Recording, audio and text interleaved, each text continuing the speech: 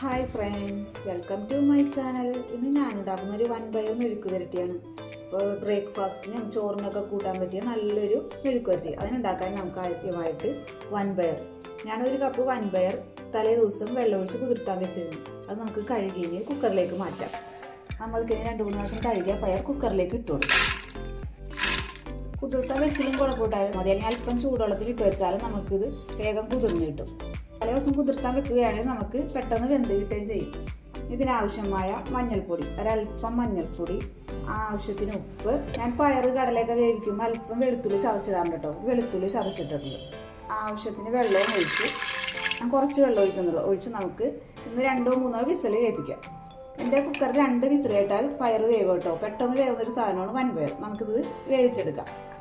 പയർ 2 വിസിലായിട്ട് വെന്തിട്ടുണ്ട് കേട്ടോ. നല്ലോണം വെന്ത് കിട്ടിയിട്ടുണ്ട്. നമുക്കിനൊരു പാൻ വെച്ച് അത് മെഴുക്ക് വരട്ടി ഉണ്ടാക്കാം. അതിനായിട്ട് ഞാൻ സവാള ചെറുതായിട്ട് അരിഞ്ഞെടുത്തിട്ടുണ്ട് കേട്ടോ. കുരുകുരാന്ന് ഉള്ളി ആയാലും കുഴപ്പമില്ല, ഞാൻ സവാള അരിഞ്ഞെടുത്തിട്ടുണ്ട്.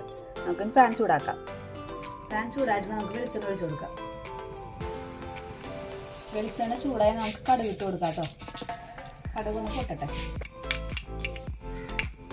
കടുക് പൊട്ടിക്കഴിഞ്ഞാൽ കറിവേപ്പില ഇട്ട് കൊടുക്കാം കേട്ടോ. സവാള ഇട്ട് കൊടുക്കാം. സവാള വാടാൻ വേണ്ടി അടുപ്പിട്ട് കൊടുക്കാം കേട്ടോ. ഇതിൻ്റെ കൂടെ വെളുത്തുള്ളി ഇടാട്ടാ. ഞാൻ വെളുത്തുള്ളി പയറിൻ്റെ കൂടെ വേവിച്ചേക്കണായിരുന്നോട്ടാ ഇടാത്തത്. സവാള ഒന്ന് വാടി വരട്ടേക്കാം. സവാള വാടിയിട്ട് നമുക്കൊരല്പം മല്ലിപ്പൊടി ഇട്ട് കൊടുക്കാം കേട്ടോ. കുറച്ച്, വളരെ കുറച്ച് മല്ലിപ്പൊടി ഇട്ട് കഴിഞ്ഞാൽ നമുക്ക് മുളക് പൊടി ഇട്ട് കൊടുക്കാം കേട്ടോ. നല്ല എരിവുള്ള മുളക് പൊടി ഉണ്ടാവുന്ന കുറച്ചിടുന്നുള്ളൂ. ഈ സമയത്ത് വേണമെങ്കിൽ ചതച്ച മുളക് ഇട്ട് കൊടുക്കാം. ഞാൻ മുളക് പൊടി ഇടണേ. മുളക് പൊടിയും മല്ലിപ്പൊടി ഒന്ന് മൂത്ത് വരട്ടെ കേട്ടോ.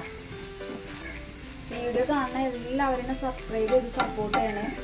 സവാളയ്ക്ക് കിടന്ന് മല്ലിയും മുളക് പൊടിയും എല്ലാം നല്ലോണം മൂത്തിട്ടുണ്ട്. നമുക്ക് വേവിച്ചിരിക്കുന്ന പയർ ഇതിനകത്തേക്ക് ആഡ് ചെയ്ത് കൊടുക്കാം.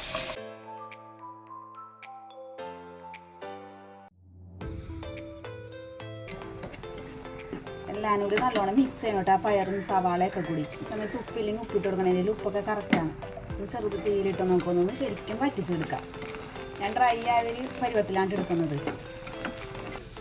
ടേസ്റ്റി ആയിട്ടുള്ള വൻപയർ മെഴുക്ക് വരട്ടി റെഡി ആയിട്ടുണ്ട്. Okay, by.